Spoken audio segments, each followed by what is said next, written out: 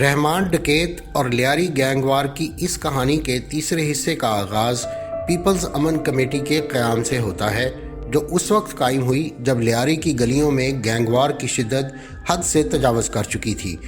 یہ کمیٹی مقامی لوگوں کی کوشش تھی کہ کسی حد تک امن قائم کیا جا سکے اور عام شہریوں کی زندگیوں کو خطرات سے بچایا جا سکے، لیکن لیاری کے حالات اب زیادہ پیچیدہ ہو چکے تھے۔ اس دوران رحمان بلوچ اپنے گینگ کے اثر و رسوخ کو مضبوط کرنے کے لیے ہر ممکن قدم لے رہا تھا، اور اس کی موجودگی اور طاقت کی وجہ سے شہر کی فضا ہمیشہ خوف اور بے چینی سے بھری رہتی تھی۔ آج کے اس حصے میں ہم بات کریں گے کہ کس طرح گینگ وار نے محض طاقت اور زمین کے لیے نہیں بلکہ اپنے اثر و رسوخ کے لیے پورے علاقے کو قابو میں رکھنے کی کوشش کی، اور کس طرح ہر کارروائی، ہر مقابلہ عام لوگوں کی زندگی پر براہ راست اثر ڈال رہا تھا۔ ناظرین، پیپلز امن کمیٹی کا دفتر ہر علاقے میں کھلا تو صوبائی انتظامیہ کو خدشہ ہوا کہ پیپلز امن کمیٹی کی آڑ میں گینگ وار شہر بھر میں پھیل سکتی ہے۔ یہاں تک ہوا کہ 2008 میں آصف زرداری کے پہلے صدارتی خطاب سے قبل MQM نے مطالبہ بھی کیا کہ صدر زرداری امن کمیٹی سے لا تعلقی کا اعلان کرے۔ شہر کے دیگر علاقوں میں مضبوط ہوتا ہوا رحمان اس وقت تک لیاری کا بے تاج بادشاہ بن چکا تھا۔ 2002 میں جب نبیل گبول لیاری سے پیپلز پارٹی کے ٹکٹ پر رکن قومی اسمبلی منتخب ہوئے تو لیاری اور آس پاس کے علاقوں میں رحمان کے اثر کا عالم یہ ہو چکا تھا کہ ان علاقوں سے کون صوبائی یا قومی اسمبلی کا رکن بنے گا اور کون ٹاؤن ناظم ہوگا، یہ فیصلہ وہی کرتا۔ مگر اب وہ پیپلز امن کمیٹی کے سربراہ سردار عبد الرحمان بلوچ کہلانے لگے تھے۔ اس وقت تک لیاری کے بعض حلقوں کے لیے رحمان رابن ہوڈ جیسا کردار بنتا جا رہا تھا۔ جب ارکان اسمبلی رحمان جیسے عناصر کی مدد سے کامیاب ہوتے تو ان علاقوں کے بعض بااثر مکین رحمان پر دباؤ ڈالتے کہ ان ارکان سے صحت، تعلیم، روزگار اور دیگر شہری سہولیات کا مطالبہ کیا جائے۔ اسی لیے جب نبیل گبول ملازمتیں یا دوسرے مطالبات پورے نہیں کر سکے تو ان کے خلاف علاقے میں احتجاج ہوا، اور یہ کشیدگی اتنی بڑی کہ رحمان نے نبیل گبول کے لیاری میں داخلے پر ہی پابندی لگا دی، اگرچہ نبیل گبول اس سے انکار کرتے ہیں۔ اس کے ساتھ ساتھ رحمان لیاری اور آس پاس کے علاقوں میں پیپلز پارٹی کے لیے مزید مشکلات کا باعث بھی بنا، مگر پیپلز پارٹی سے اس محاذ رائی کا ذکر آگے چل کر پہلے ذکر کرتے ہیں MQM کی رحمان سے ناراضگی کا۔ دراصل جب رحمان نے ملیر، بنس روڈ اور دیگر محلوں میں امن کمیٹیاں قائم کیں تو MQM نے ایک سیاسی چیلنج کے طور پر اس چیز کو دیکھا، اور MQM جیسے تنظیمیں اپنے علاقوں میں سیاسی چیلنج کو پسند نہیں کرتیں۔ نتیجہ یہ ہوا کہ اب رحمان MQM کے ریڈار پر آ گیا، جو اسے اپنے لیے سیاسی خطرہ سمجھنے لگی، اور MQM کے عسکری بازو نے بھی رحمان کو دھندے میں دشمن کے طور پر دیکھا۔ یوں MQM کی حکومت رحمان کی سرکوبی کے لیے سرگرم ہوئی، اور جماعت میں یہ سوچ پیدا ہوئی کہ رحمان کا راستہ روکا جائے تاکہ سیاسی بازو کو لاحق خطرے سے نمٹا جا سکے اور عسکری بازو کی کمائی میں کسی ممکنہ مشکل سے بھی جان چھڑائی جائے۔ یہ سب ہوا تو MQM اور رحمان آمنے سامنے آ گئے۔ اس موقع پر پیپلز پارٹی کی ایک رہنما اور اس وقت آصف زرداری کے قریبی ساتھی نے رحمان کے شہر بھر میں فعال ہونے کی اس کوشش کو سیاسی مستقبل کا فائدہ جانا اور درپردہ اس کی حمایت شروع کر دی۔ رحمان MQM کے سیاسی نشانے پر آیا تو MQM نے عجیب پتہ کھیلا، اور اس کے عسکری بازو نے رحمان کے دیرینہ جانی دشمن ارشد پپو کی حمایت شروع کر دی۔ MQM لندن کی رابطہ کمیٹی کے کنوینر اور طویل عرصے سے الطاف حسین کے دستے راست مصطفیٰ عزیزہ آبادی لیاری گینگ وار یا رحمان بلوچ کے معاملات سے MQM کے کسی بھی طرح کے تعلق سے مکمل طور پر انکار اور ہمیشہ اس کی تردید کرتے رہے۔ ان کا کہنا تھا، یہ تو پاکستان بننے سے پہلے ہی منشیات فروشوں کا نسل در نسل چلنے والا دشمنی کا سلسلہ تھا، اور ہمارا اس سب سے کوئی لینا دینا نہیں۔ تاہم جب دکانداروں کو بھتے کی پرچیاں دی گئیں اور پیسے مانگے گئے تو ہم نے احتجاج اور ایوانوں میں مذمت ضرور کی کہ زیادتی ہو رہی ہے، یہ کیا غنڈہ گردی ہو رہی ہے، تو ہماری مذمت کو ایسے رنگ دیا گیا کہ ہمارا اور گینگ وار کا کوئی تصادم چل رہا ہے۔ MQM اور رحمان بلوچ کے درمیان علاقہ گیری پر کشیدگی شروع ہوئی ہی تھی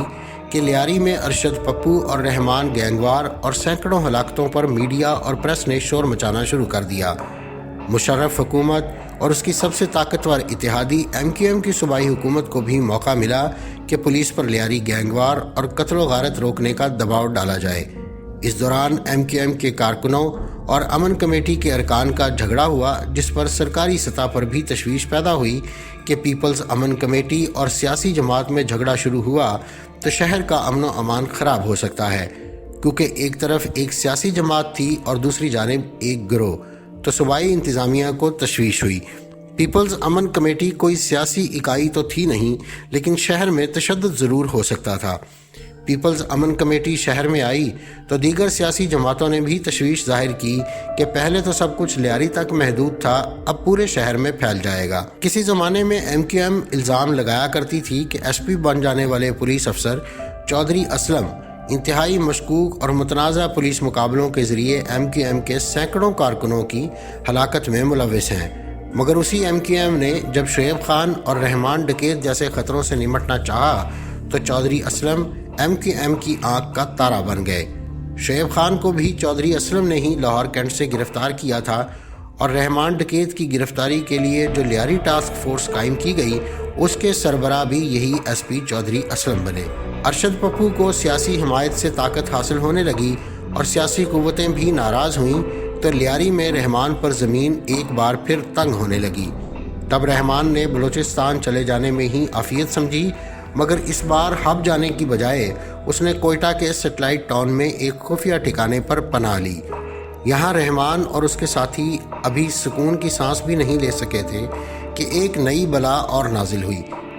کسی خفیہ اطلاع پر 18 جون 2006 کو چودھری اسلم کی سربراہی میں لیاری ٹاسک فورس نے کوئٹہ کے سیٹلائٹ ٹاؤن میں رحمان کے اس خفیہ اڈے پر اچانک اور بالکل غیر متوقع چھاپہ مارا۔ رپورٹ کے مطابق لیاری ٹاسک فورس کے افسر اور اس وقت کے SHO کلری انسپکٹر بہاؤالدین بابر نے قانون نافذ کرنے والے اداروں کے تفتیش کاروں کو اس سلسلے میں ایک پوچھ گچھ کے دوران بتایا کہ 18 جون 2006 کو لیاری ٹاسک فورس کی ایک ٹیم، جس میں خود وہ، چودھری اسلم، پولیس انسپکٹر حاجی ندیم اور دیگر شامل تھے، رحمان کی گرفتاری کے لیے کوئٹہ پہنچے۔ چھاپے کے دوران گرفتاری سے بچنے کے لیے چھت سے چھلانگ لگا کر بھاگنے کی کوشش میں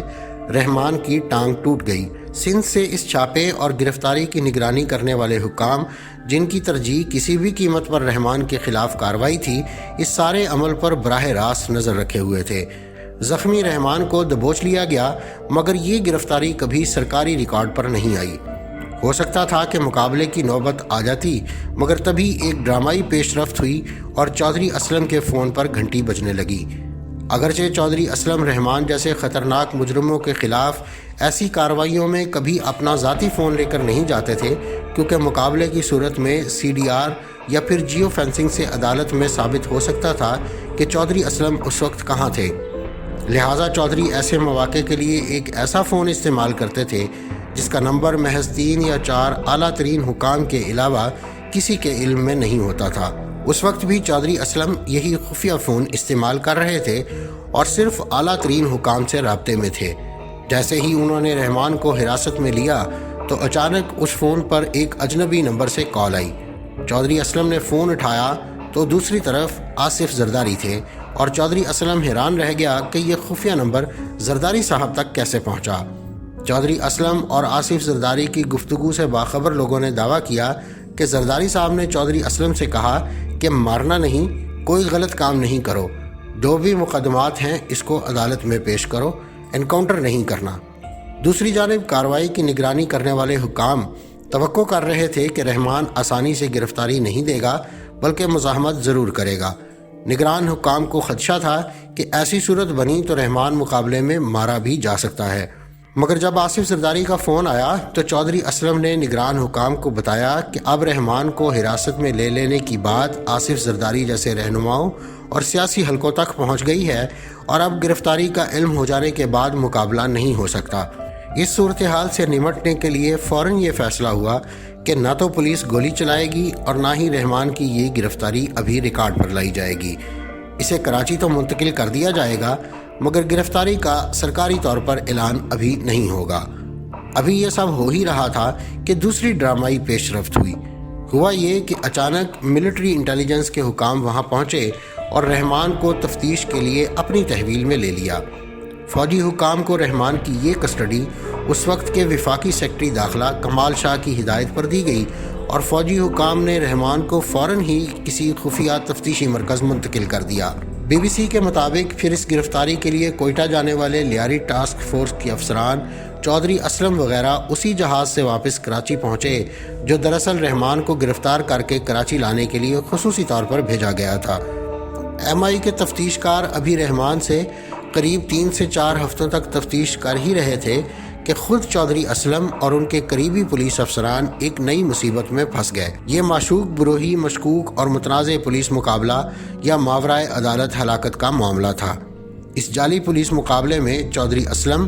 اس وقت کے لیاری کے town police officer Umar Shahid Hamid, S S P Irfan Bahadur اور چودھری اسلم کے کئی اور قریبی ساتھی شریک ملزم ٹھہرائے گئے تھے۔ بڑھتے ہوئے عوامی اور سیاسی دباؤ کے نتیجے میں اس وقت کے آئی جی سندھ جہانگیر مرزا نے ایڈیشنل آئی جی طارق جمیل کی سربراہی میں